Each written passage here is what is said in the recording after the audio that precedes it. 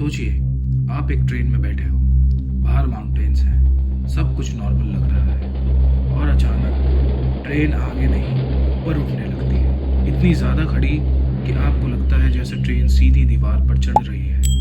अगर ज़रा सी भी गलती हुई तो ग्रेविटी सीधे ही इस ट्रेन को नीचे खींच लेगी। लेकिन हैरानी की बात यह है, इस ट्रेन का एक्सीडेंट रिकॉर्ड 0 है। आज हम बात करेंगे दुनिया की सबसे खड़ी रेलवे के बारे में, स्ट्रासबर्ग स्विट्जरलैंड के अंदर। और वीडियो को एंड तक ज़रूर देखिएगा, क्योंकि ये सोचने पर मजबूर हो जाओगे कि ये इंजीनियरिंग है या मिरेकल। अक्सर हम स्लोप डिग्री में समझते हैं 30 डिग्री स्टेप, 45 डिग्री डेंजरस, लेकिन स्ट्रासबर्ग डिग्री में नहीं, परसेंटेज में मेजर होती है। 110% स्लोप का मतलब होता है 100 मीटर आगे जाने पर ट्रेन 110 मीटर ऊपर चली जाती है, यानी ट्रेन आगे से ज़्यादा ऊपर जा रही होती है। और सवाल ये उठता है, ऐसी ट्रेन पलट क्यों नहीं जाती, लोग गिरते क्यों नहीं? और सबसे बड़ा सवाल, स्विस लोगों को ऐसी ट्रेन बनाने की ज़रूरत क्यों पड़ी? तो जानते हैं इस चीज़ को कि उनको ज़रूरत क्यों पड़ी। स्टोस स्विट्जरलैंड का एक छोटा सा माउंटेन विलेज है, ब्यूटीफुल लेकिन आइसोलेटेड।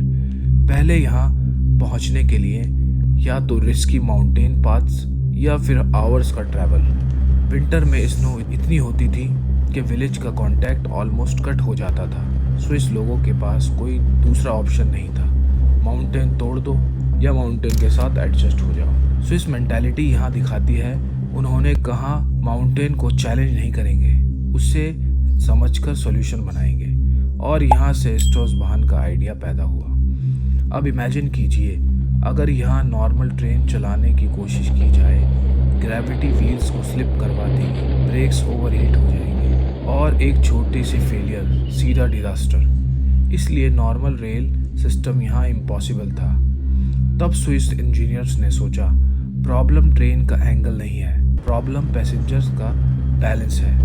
और यहीं से शुरू होता है स्ट्रासबर्ग का सबसे डेंजरस लुकिंग सीक्रेट। स्ट्रासबर्ग की ट्रेन दिखती सिंपल है, लेकिन उसका कैबिन नॉर्मल नहीं है। जैसे जैसे ट्रेन ऊपर चढ़ रही होती है, कैबिन धीरे धीरे रोटेट होता रहता है। रिजल्ट, पैसेंजर हमेशा सीधा खड़ा रहता है, फ्लोर हमेशा लेवल फील होते हैं, चाहे बाहर ट्रैक 50%, 80% या 110% हो।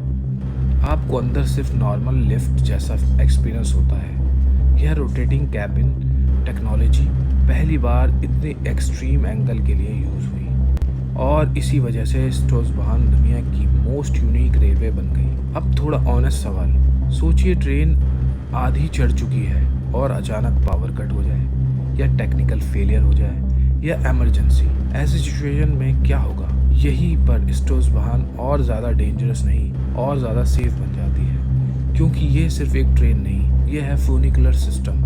मतलब एक कैबिन ऊपर जाता है, दूसरा कैबिन नीचे आता है, दोनों एक दूसरे को बैलेंस करते हैं। साथ ही multiple independent brakes, automatic emergency stop, gravity based locking system. ये ट्रेन पावर के भरोसे नहीं, फिजिक्स के भरोसे चलती है।